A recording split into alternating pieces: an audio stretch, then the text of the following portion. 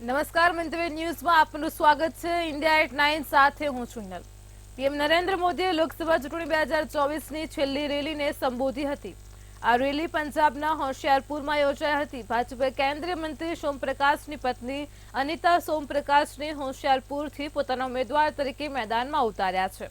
અહીં વડાપ્રધાન મોદીએ કહ્યું હતું કે મારું મોઢું ન ખોલાવો, તમારી 7 પેઢીના પાપ ખુલ્લા પાડીશ। મોદીએ કહ્યું કે કોંગ્રેસના ખોળામાંથી કટ્ટર ભ્રષ્ટ પાર્ટી ઉભરી આવી છે। તે કહેતા હતા કે તે પંજાબને નશા મુક્ત કરાવશે। ઉડતા પંજાબ ફિલ્મ બનાવી હતી, પરંતુ તેમણે ડ્રગ્સને જ કમાણીનો માર્ગ બનાવ્યો। ખનન માફિયાઓ પણ અહીં બેફામ થઈ ગયા છે। મોદીએ કહ્યું કે ધર્મના આધારે અનામત આપીને તેઓ દેશના ભાગલા પાડવાનો પ્રયાસ કરી રહ્યા છે। કોંગ્રેસ ભ્રષ્ટાચારની જનની છે। કોંગ્રેસે ભ્રષ્ટાચારમાં ડબલ પીએચડી કર્યું છે।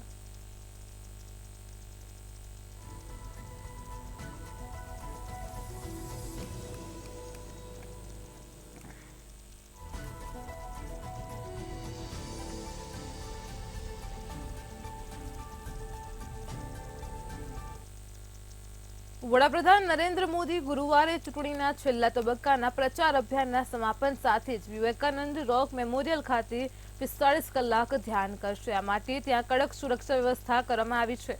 મુલાકાતીઓના પ્રવેશ પર પણ પ્રતિબંધ રહેશે। તો વડાપ્રધાન 30 મેની સાંજથી 1 જૂનની સાંજ સુધી ધ્યાન કરશે। 2000 પોલીસ કર્મચારીઓ તૈનાત કરવામાં આવશે અને વિવિધ સુરક્ષા એજન્સીઓ વડાપ્રધાનના કાર્યક્રમ દરમિયાન કડક તકેદારી રાખશે। તો આ જગ્યા એટલા માટે પસંદ કરવામાં આવી છે કારણ કે એવું માનવામાં આવે છે કે સ્વામી વિવેકાનંદને અહીં દિવ્ય દ્રષ્ટિ પ્રાપ્ત થઈ હતી। આ દરમિયાન પ્રવાસીઓને 2 દિવસ સુધી બીચ પર જવાની મંજૂરી આપવામાં આવશે નહીં। ગુરુવારથી શનિવાર સુધી બીચ પ્રવાસીઓ માટે બંધ રહેશે। ખાનગી બોટોને પણ બીચ પર પ્રવેશવાની મંજૂરી આપવામાં આવશે નહીં। પીએમ મોદી હેલિકોપ્ટર દ્વારા ત્યાં પહોંચશે। હેલિપેડ પર હેલિકોપ્ટર લેન્ડિંગની ટ્રાયલ હાથ ધરવામાં આવી છે।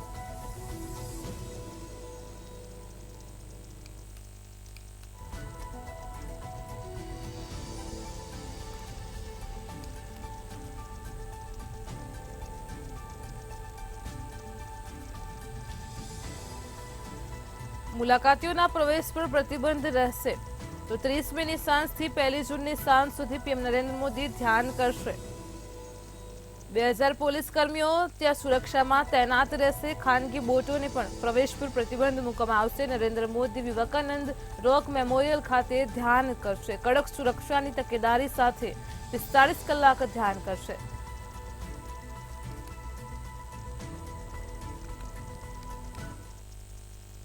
પીએમ મોદીએ 28 મેના રોજ એક ચેનલને આપેલા ઇન્ટરવ્યુમાં દાવો કર્યો હતો કે દુનિયાને પહેલા મહાત્મા ગાંધી વિશે કંઈ જ ખબર નહોતી।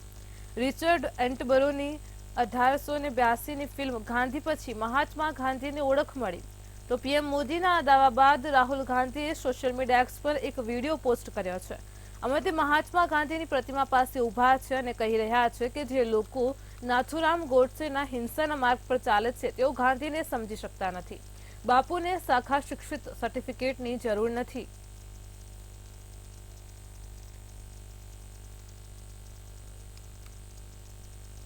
લોકસભા 2024ની ચૂંટણીના પ્રચાર પડઘમ હવે શાંત થઈ ચૂક્યા છે અને ત્યારે દિગ્ગજો છેલ્લી ઘડીએ પણ એડીચોટીનું જોર લગાવી રહ્યા છે। આજે કેન્દ્રીય ગૃહમંત્રી અમિત શાહ વારાણસી ખાતે પહોંચ્યા હતા, જ્યાં પરિવાર સાથે મંદિરમાં જઈને ભગવાન કાશી વિશ્વનાથની પૂજા અર્ચના કરી હતી। શિવજીને બિલીપત્ર, પાણી, દૂધ અને પંચામૃતથી સ્નાન કરાવીને અભિષેક કર્યો હતો। ત્યારબાદમાં ભગવાનની આરતી ઉતારીને આશીર્વાદ લીધા હતા। ઉલ્લેખનીય છે કે વારાણસીમાં 1 જૂને ચૂંટણી યોજાવાની છે અને વડાપ્રધાન નરેન્દ્ર મોદી ત્રીજી વાર વારાણસીથી ચૂંટણી લડી રહ્યા છે, ત્યારે તેમની જીત માટે ભગવાનને પ્રાર્થના કરી હતી।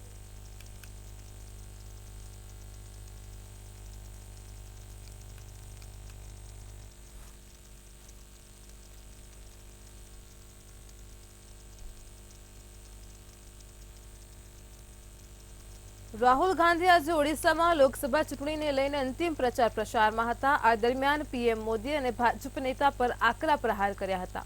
ભગવાન જગન્નાથને લઈને રાહુલ ગાંધીએ પલટવાર કર્યો હતો। તેમણે કહ્યું કે મોદી કહે છે તેઓ ભગવાન માટે કામ કરે છે અને તેમના ચમચાઓ કહે છે જગન્નાથજી મોદીજીના ભક્ત છે।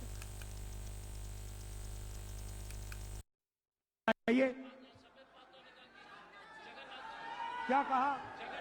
आप बताइए जगन्नाथ जी के बारे में क्या कहा? जगन्नाथ जी मोदी का भक्त है, वही बोला सर। बीजेपी के नेता ने कहा है और ओडिशा के हर व्यक्ति का अपमान किया है।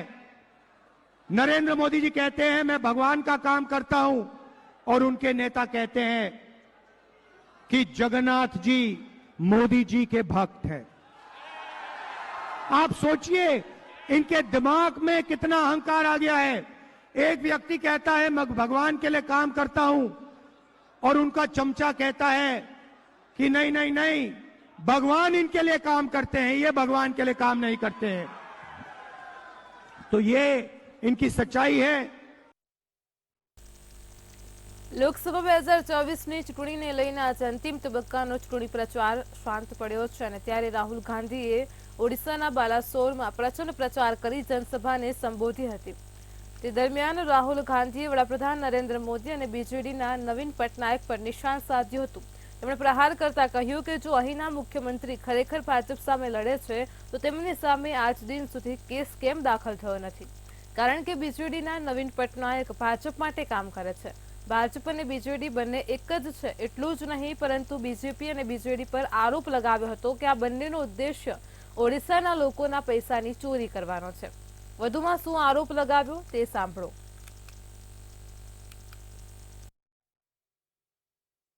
भाइयों और बहनों, यहां के जो चीफ मिनिस्टर हैं नवीन बाबू, अगर सचमुच में वो बीजेपी के खिलाफ लड़ते हैं तो उनके खिलाफ केस क्यों नहीं हुए? उनका घर क्यों नहीं लिया गया? उनकी सदस्यता रद्द क्यों नहीं की गई? उनका इंटेरोगेशन क्यों नहीं हुआ? भाइयों और बहनों, इंटेरोगेशन नहीं हुआ, घर नहीं छीना गया, सदस्यता नहीं ली गई क्योंकि बीजेडी के नवीन पटनायक जी बीजेपी के लिए यहां काम करते हैं। ये दोनों एक हैं, इनकी पार्टनरशिप चल रही है और बात साफ है। पार्टनरशिप का लक्ष्य उड़ीसा के लोगों का जो धन है, आपकी जो माइंस हैं, आपकी जो संपत्ति है, उसको चोरी करने का है, अरबपति बनाने का है। नरेंद्र मोदी जी अदानी जैसे लोगों को अरबपति बनाते हैं। यहां पे सरकार नवीन बाबू नहीं चलाते हैं, यहां पे सरकार दूसरा पी चलाता है, पांडियन जी चलाते हैं और वो भी यहां अरबपति बनाने के लिए सरकार चलाते हैं। કોંગ્રેસ પાર્ટીએ 30 મેથી કન્યાકુમારીમાં વિવેકાનંદ રોક મેમોરિયલમાં પીએમ મોદીના 48 કલાકના ધ્યાન કાર્યક્રમ પર સવાલ ઉઠાવ્યા છે। પાર્ટીનો આરોપ છે કે આ ચૂંટણી આચારસંહિતાનું સીધું ઉલ્લંઘન છે। ચૂંટણી પ્રચાર પૂરો થયા બાદ મોદી મેડિટેશન દ્વારા ચૂંટણીલક્ષી પ્રતિબંધો તોડવાની કોશિશ કરી રહ્યા છે। ત્યારે કોંગ્રેસે ચૂંટણી પંચને વિનંતી કરી છે કે મોદીના ધ્યાન કાર્યક્રમને મીડિયા દ્વારા પ્રસારિત કરવામાં ન આવે કારણ કે તે આચારસંહિતાનું ઉલ્લંઘન કરે છે। બીજી તરફ તૃણમૂલ કોંગ્રેસના વડા મમતા બેનર્જીએ કહ્યું છે કે જો મોદીનો ધ્યાન કાર્યક્રમ ટેલિકાસ્ટ થશે તો પાર્ટી ચૂંટણી પંચને ફરિયાદ કરશે। તો સરકારી લોક પ્રતિનિધિત્વ અધિનિયમ 1951ની કલમ 126ને ટાંકીને કહ્યું છે કે તે વડાપ્રધાન પહેલા મૌન સમયગાળા દરમિયાન જાહેર સભાઓ અથવા લોકોમાં પ્રચાર કરવા પર પ્રતિબંધ મૂકે છે।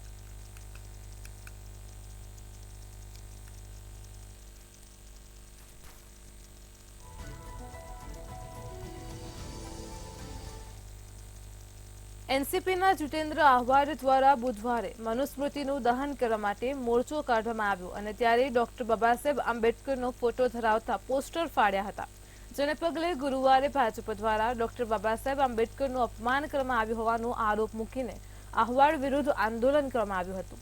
મહારાષ્ટ્રના ભૂતપૂર્વ પ્રધાન રહી ચૂકેલા આહવાડ પોતાએ કરેલા કૃત્ય બદલ બુધવારે માફી માંગી હતી। સરકાર કઠિનપણે શાળાઓમાં મનુસ્મૃતિના અમુક શ્લોક શીખવાડવાની યોજના બનાવી રહી હોવાનો પણ આરોપ મૂકીને આહવાડ દ્વારા રાયગઢ ખાતે મોરચો કાઢવામાં આવ્યો હતો। આહવાડ લોકોને સરકારની આ યોજનાનો વિરોધ કરવાનું આહવાન કર્યું હતું, જો કે વિરોધ દરમિયાન આંબેડકરનો ફોટો ધરાવતા પોસ્ટર ફાડવામાં આવ્યા હતા। તો આહવાડે પોતે જ આંબેડકરનો ફોટો ધરાવતા પોસ્ટર ફાડી રહ્યો હોવાનો વિડીયો વાયરલ થતા મોટો વિવાદ ઊભો થયો હતો, જેને પગલે ભાજપ દ્વારા મુંબઈ, નાગપુર અને થાણે સહિત રાજ્યભરમાં વિવિધ સ્થળે આહવાડ વિરુદ્ધ આંદોલન કરવામાં આવ્યું હતું। આ સમગ્ર વિવાદને પગલે ભાજપના પદાધિકારી દ્વારા પુણેના બડગાર્ડનમાં આહવાડ વિરુદ્ધ પોલીસ ફરિયાદ પણ નોંધવામાં આવી હતી.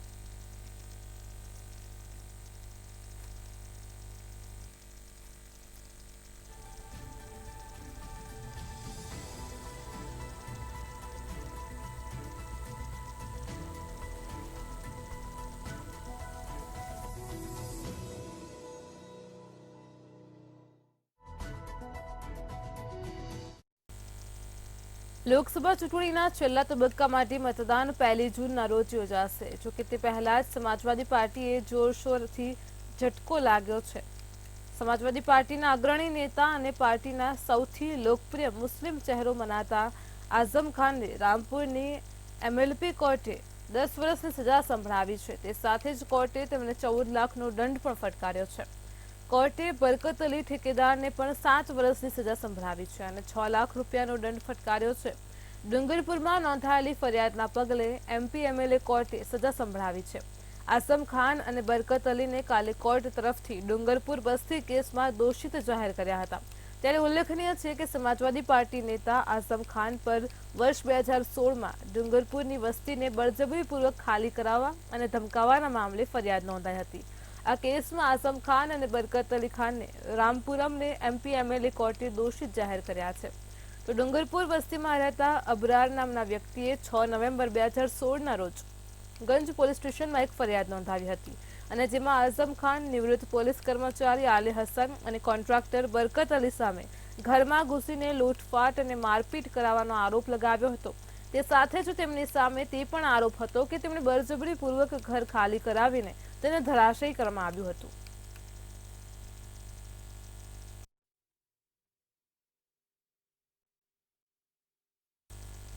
લોકસભા ચૂંટણી દરમિયાન બિહારની રાજનીતિમાં હેલિકોપ્ટરમાં માછલી, નારંગી અને કેકની ખૂબ ચર્ચા થઈ હતી. હવે લોકસભા ચૂંટણી પ્રચારના છેલ્લા દિવસે મહેબૂબાએ પ્રવેશ કર્યો છે અને RJD નેતા તેજસ્વી યાદવે PM મોદી પર નિશાન સાધતા કહ્યું કે PM મોદી તેમની ત્રણેયને મહેબૂબા મોંઘવારી, ગરીબી અને બેરોજગારી પસંદ કરે છે.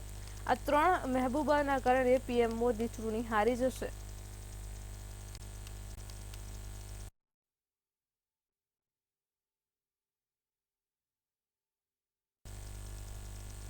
કોંગ્રેસ નેતા જયરામ રમેશે કહ્યું છે કે લોકસભા ચૂંટણી 2024માં જીત બાદ ઇન્ડી ગઠબંધન 48 કલાકની અંદર વડાપ્રધાન પદના ઉમેદવારનો નિર્ણય કરશે. રમેશે એમ પણ કહ્યું છે કે જો પક્ષ ગઠબંધનમાં સૌથી વધુ બેઠકો મેળવશે તે સરકાર બનાવવા માટેની દાવેદાર હશે. 7મા તબક્કાના મતદાન પહેલા ચૂંટણી પ્રચારના છેલ્લા દિવસે એક ઇન્ટરવ્યુમાં કોંગ્રેસ મહાસચિવે દાવો કર્યો હતો કે ઇન્ડિયા ગઠબંધન લોકસભામાં બહુમત માટે જરૂરી 272નો આંકડો કરતાં પણ વધુ બેઠકો મેળવશે. તેમણે એમ પણ કહ્યું છે કે જો ઇન્ડી બ્લોકની સરકાર બને છે તો NDAના સાથી પક્ષો પણ ગઠબંધનમાં સામેલ થઈ શકે છે. જોકે તેમને સામેલ કરવા કે નહીં તેનો નિર્ણય કોંગ્રેસ હાઈકમાન્ડ દ્વારા લેવામાં આવશે.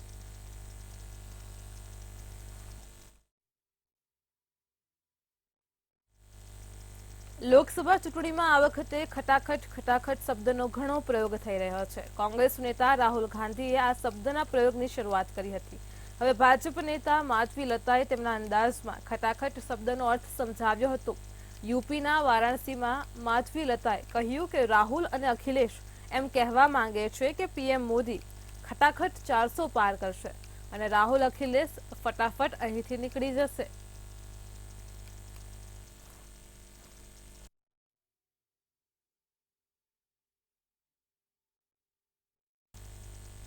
લોકસભા ચૂંટણીના 7મા અને છેલ્લા તબક્કાના પ્રચારનો પડઘમ આજે સાંજે શાંત થયો છે. આ તબક્કામાં બિહારની 8 સીટો પર મતદાન થવાનું છે. ત્યારે તેજસ્વી યાદવે PM મોદીના ધ્યાન પર નિશાન સાધ્યું છે. તેજસ્વીએ કહ્યું છે કે PM મોદી ધ્યાન માટે નહીં પરંતુ માર્કેટિંગ માટે જઈ રહ્યા છે. ધ્યાન દરમિયાન મીડિયા પર પ્રતિબંધ મૂકવો જોઈએ. તેઓ ધ્યાન માટે નહીં પરંતુ શૂટિંગ માટે જઈ રહ્યા છે. મેડિટેશન દરમિયાન મીડિયાનો શું ઉપયોગ? મોદી જશે અને ફોટોગ્રાફ્સ લેશે. તો તેજસ્વીએ ચૂંટણી પંચ પર પણ મોટું નિવેદન આપ્યું છે. તેમણે કહ્યું છે કે હવે તેમને ચૂંટણી પંચમાંથી વિશ્વાસ ઉઠી ગયો છે. ચૂંટણી પંચને કંઈ કહેવાનો કોઈ અર્થ નથી. ત્યારે PM મોદીના જેલવાળા નિવેદન પર રાબડીની પ્રતિક્રિયા આવી છે. રાબડીએ કહ્યું છે કે RJD ધમકીઓથી ડરતી નથી. અમને 300થી વધુ સીટો મળશે.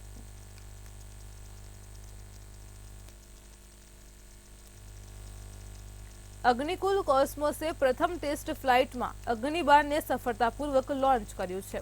ભારતના ખાનગી અવકાશ ઉદ્યોગ માટે આ એક મહત્વપૂર્ણ સિદ્ધિ કહી શકાય. મહત્વનું છે કે અગ્નિકુલ કોસ્મોસે તેનું સોર્ટેડ મિશન સફળતાપૂર્વક લોન્ચ કર્યું હતું અને જે અર્ધ ક્રાયોજેનિક 3D પ્રિન્ટેડ એન્જિન દ્વારા સંચાલિત સિંગલ સ્ટેજ પ્રક્ષેપણ વાહન પ્રદર્શન છે.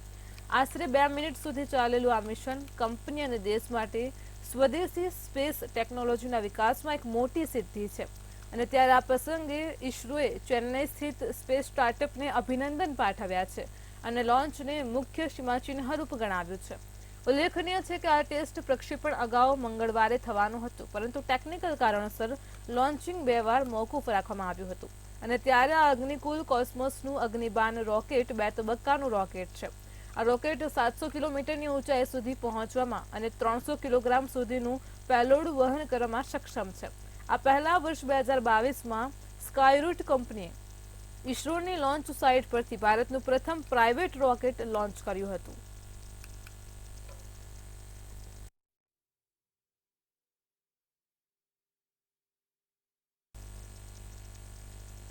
પશ્ચિમ બંગાળના સિલિગુડીમાં લોકો પીવાના પાણીની સમસ્યાથી પરેશાન છે અને જેમાં સિલિગુડીમાં સ્થાનિકો પાણી ખરીદવા ખાનગી પીવાના પાણીના સપ્લાયરની સામે લાંબી કતારમાં ઊભા જોવા મળ્યા હતા. દેશભરમાં મે મહિનામાં ગરમી વચ્ચે પીવાનું પાણી ન મળતા લોકોને ભારે હાલાકીનો સામનો કરવો પડી રહ્યો છે. ત્યારે સ્થાનિકો દ્વારા પ્રદૂષિત પાણી આવતું હોવાના આક્ષેપ પણ કર્યા છે. વારંવાર રજૂઆત કરવા છતાં પણ આ મામલે કોઈ યોગ્ય પગલાં લેવામાં નથી આવ્યા.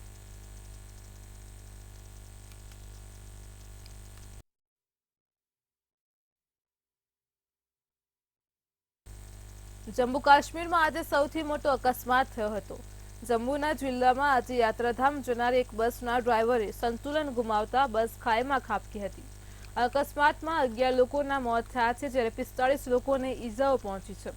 જમ્મુ જિલ્લાના કાલીગઢના ચોકીચોરા સ્થિત તંગલી વિસ્તારમાં અકસ્માત સર્જાયો હતો. બસના ડ્રાઈવરે સંતુલન ગુમાવતા બસ લગભગ 150 ફૂટ ઊંડી ખાઈમાં પડી હતી. હરિયાણાના કુરુક્ષેત્રના વિસ્તારથી ઉત્તર પ્રદેશના નંબરવાળી શિવખુડી જતી બસને અકસ્માત નડ્યો હતો. અકસ્માત પછી બનાવ સ્થળ પર બચાવ કામગીરી તાત્કાલિક હાથ ધરવામાં આવી હતી. અકસ્માતમાં જખમી થયેલા પ્રવાસીઓને નજીકની હોસ્પિટલમાં સારવાર અર્થે ખસેડવામાં આવ્યા છે, જ્યારે અમુક ઇજાગ્રસ્તોની હાલત ગંભીર છે.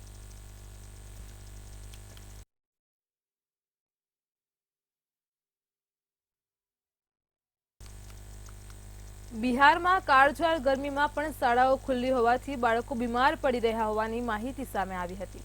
બુધવારે આકાશમાંથી અગનગોળા વરસતા હતા અને શાળાઓ ચાલુ હતી, જેને કારણે શાળાના 100 જેટલા બાળકો બીમાર થયા હોવાની માહિતી બહાર આવી છે. ડઝનબંધ જિલ્લાઓમાંથી બાળકોની તબિયત બગડવાના સમાચારો સામે આવ્યા છે, જેને લઈને વહીવટી અને રાજકીય વિભાગોમાં ખળભળાટ મચી ગયો હતો. એલજેપી ચીફ ચિરાગ રામવિલાસ પાસવાનથી લઈને વિપક્ષના નેતા તેજસ્વી યાદવે આ માટે કે પાઠકને નિશાન પર લીધા હતા. આવી સ્થિતિમાં હવે આઈએએસ કે પાઠક બેકફૂટ પર આવી ગયા છે. ભારે દબાણ બાદ આખરે શિક્ષણ વિભાગના અધિક સચિવ કે પાઠકે પીછેહટ કરવી પડી છે. માધ્યમિક શિક્ષણ નિયામક કનૈયા પ્રસાદ શ્રીવાસ્તવે બુધવારે બપોરે એક આદેશ જારી કર્યો હતો અને જેમાં કહેવામાં આવ્યું હતું કે ધોરણ 1 થી 8ના બાળકો માટે શાળાઓ સવારે 6 થી 10 સુધી ચાલશે, તેમજ વિશેષ વર્ગો પહેલાની જેમ ચાલુ રહેશે. 10 વાગ્યા પછી બાળકોને મધ્યાહન ભોજન આપવામાં આવશે અને ત્યારબાદ બાળકોને શાળામાંથી છુટ્ટી આપવામાં આવશે. જોકે ધોરણ 8 થી ઉપરના વર્ગો માટે શાળાના સમય સવારે 6 થી બપોરના 12 વાગ્યા સુધીનો જ રહેશે.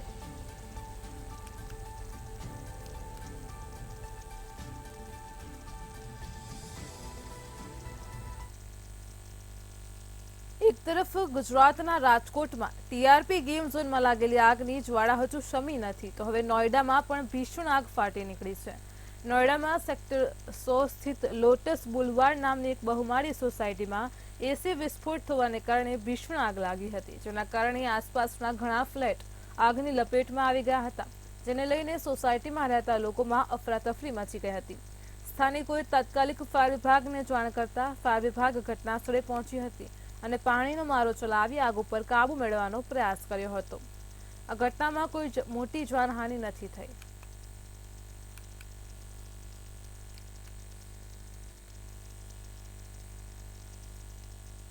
ઓડિશાના પુરીમાં 29 મેની રાત્રે ભગવાન જગન્નાથના ચંદન યાત્રા ઉત્સવ દરમિયાન ફટાકડાના ઢગલામાં વિસ્ફોટ થયો હતો. આ વિસ્ફોટ થતાં 15 લોકો દાઝી ગયા હતા. પોલીસે જણાવ્યું કે અકસ્માત સમયે સેંકડો લોકો નરેન્દ્ર પુષ્કરણી સરોવરના કિનારે ધાર્મિક વિધિ જોવા માટે એકઠા થયા હતા. આ દરમિયાન કેટલાક ભક્તો ફટાકડા ફોડી રહ્યા હતા અને ત્યારે ફટાકડાના ઢગલા પર સ્પાર્ક પડતા વિસ્ફોટ થયો હતો. ઇજાગ્રસ્તોને સારવાર અર્થે હોસ્પિટલમાં દાખલ કરવામાં આવ્યા છે અને તેમાંથી 4ની હાલત ગંભીર હોવાનું સામે આવ્યું છે. મુખ્યમંત્રી નવીન પટનાયકે આ ઘટના પર શોક વ્યક્ત કર્યો છે. તેમણે કહ્યું કે સારવારનો ખર્ચ મુખ્યમંત્રી રાહત ફંડમાંથી ઉઠાવવામાં આવશે. સીએમ પટનાયકે ટ્વીટ કર્યું કે પુરી નરેન્દ્ર પુલ પાસે દુર્ઘટના વિશે સાંભળીને દુઃખ થયું. મુખ્ય વહીવટી સચિવ અને જિલ્લા વહીવટી તંત્રને ઇજાગ્રસ્ત લોકોને યોગ્ય સારવાર આપવા અને વ્યવસ્થા પર નજર રાખવા સૂચના આપવામાં આવી છે.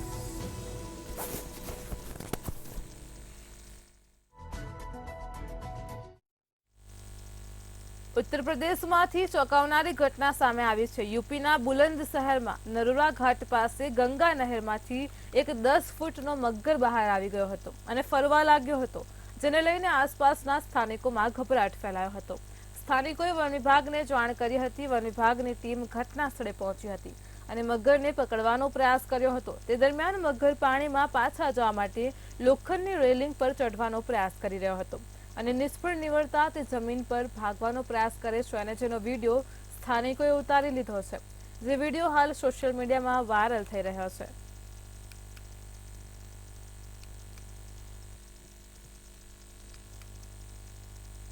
કેરળમાં ચોમાસાની એન્ટ્રી થઈ ચૂકી છે. હવામાન વિભાગના જણાવ્યા અનુસાર નેતૃત્વે ચોમાસું કેરળમાં પ્રવેશી ચૂક્યું છે. હાલ કેરળમાં સારો વરસાદ પડી રહ્યો છે. વરસાદની સાથે ઘણા રાજ્યોમાં આકરી ગરમીમાંથી રાહત પણ મળી છે. હવામાન વિભાગે જણાવ્યું છે કે આ વર્ષે ચોમાસાની એન્ટ્રી અપેક્ષા કરતા 2 દિવસ પહેલા થઈ ચૂકી છે. હવે આ ચોમાસું ઉત્તર પૂર્વ ભારતના મોટાભાગના ભાગો તરફ આગળ વધી રહ્યું છે. તો કેરળના કોટ્ટાયમ જિલ્લાના ઘણા ભાગોમાં ચોમાસાની ઋતુનો પ્રથમ વરસાદ નોંધાયો છે. આઈએમડીના જણાવ્યા અનુસાર દક્ષિણ પશ્ચિમ ચોમાસાએ કેરળમાં દસ્તક દઈ દીધી છે અને આજે 30મીના તે ભારતના અન્ય ભાગો તરફ આગળ વધી રહ્યું છે. તો હવામાન વિભાગે કહ્યું હતું કે નેતૃત્વનું ચોમાસું આ વખતે અપેક્ષા કરતા 2 દિવસ વહેલું આવ્યું છે. આ ચોમાસું થોડા કલાકોમાં જ ઉત્તર પૂર્વ ભારતના અન્ય ભાગ સુધી પહોંચી જશે. હવામાન વૈજ્ઞાનિકોએ જણાવ્યું છે કે રેમલ વાવાઝોડાને લઈને આ વર્ષે મોસમી પવનોની ગતિ તેજ બની છે. આ રેમલના લીધે મોસમી પવનો બંગાળની ખાડી તરફ ખેંચાઈ રહ્યા છે.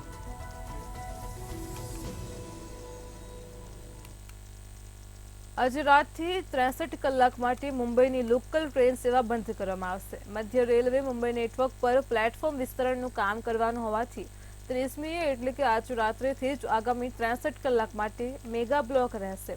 આ સમયગાળા દરમિયાન લોકલ અને લાંબા અંતરની ટ્રેન સેવાઓને ખરાબ અસર થવાની સંભાવના છે. દેશમાંથી સ્ટેશનો વચ્ચે પ્રથમ વખત ટ્રેન દોડી હતી. મધ્ય રેલવેએ તેજ થાણે અને સીએમએસટી રેલવે સ્ટેશનોના વિસ્તરણ માટે ગુરુવારની રાતથી મેગા બ્લોક કરવાનું નક્કી કર્યું છે. 63 કલાકના મેગા બ્લોકની શરૂઆત 30-31 મેની રાત્રે થાણેથી થશે. જ્યારે મેગા બ્લોક દરમિયાન થાણે રેલવે સ્ટેશનના પ્લેટફોર્મ નંબર 5 અને 6ને મોટું કરવાનું કામ કરવામાં આવશે. જ્યારે સીએમએસટીના પ્લેટફોર્મ નંબર 10 અને 11ના વિસ્તરણ માટે 31મી મેની રાતથી 36 કલાકનો બ્લોક લેવામાં આવશે. આ બ્લોક 2 જૂને બપોરે 12:30 સુધી રહેશે.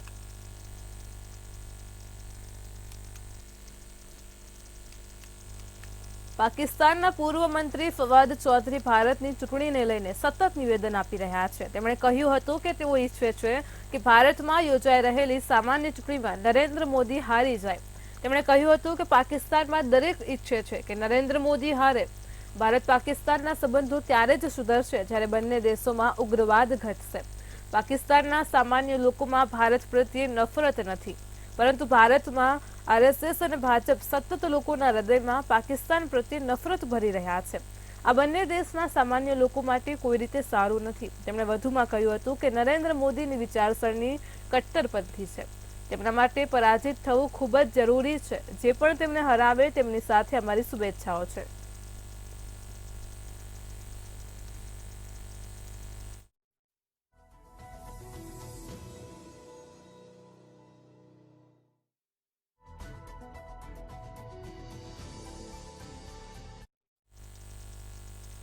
કાળઝાળ ગરમી વચ્ચે કેરળમાં ચોમાસાએ દસ્તક આપી છે. આજે કેરળના તટ સહિત ઉત્તર પૂર્વના કેટલાક ભાગોમાં ચોમાસાનું આગમન થયું છે. તો ભારતીય હવામાન વિભાગની આગાહીના એક દિવસ પહેલા જ ચોમાસું કેરળ પહોંચી ગયું છે. જે કેરળમાં ચોમાસાના આગમનની સામાન્ય તારીખ 1 જૂન હોય છે. ચોમાસાના વહેલા પ્રવેશ માટે ચક્રવાત રેમલને પણ એક કારણ માનવામાં આવી રહ્યું છે. હવામાન નિષ્ણાતો આગાહી કરી રહ્યા છે કે જૂનના અંત સુધીમાં ચોમાસું દિલ્હીમાં આવી શકે છે. જ્યારે બિહાર, ઝારખંડ, છત્તીસગઢ, મધ્યપ્રદેશમાં ચોમાસાના આગમનની સામાન્ય તારીખ 10 જૂન છે. જોકે જૂનના બીજા સપ્તાહમાં જ એટલે કે 15 જૂનની આસપાસ ગુજરાતમાં ચોમાસું પહોંચી શકે છે. આ વખતે ચોમાસું ખૂબ સારું રહેવાનું છે તેવું હવામાન વિભાગનું અનુમાન છે.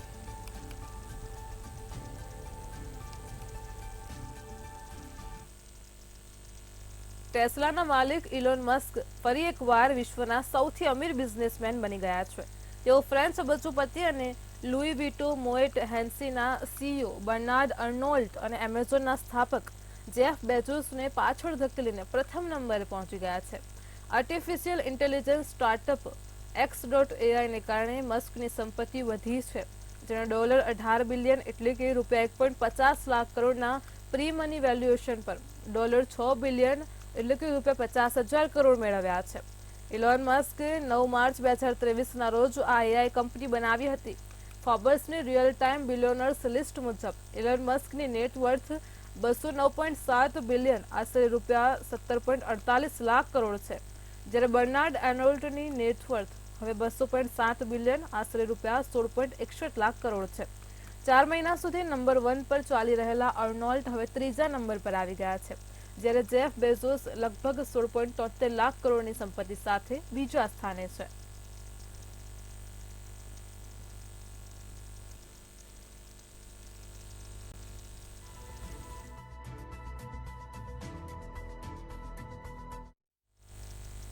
India@9 માં હાલ આટલું જ. વધુ સમાચાર માટે જોડાયેલા રહો મંતવ્ય ન્યૂઝ સાથે. નમસ્કાર.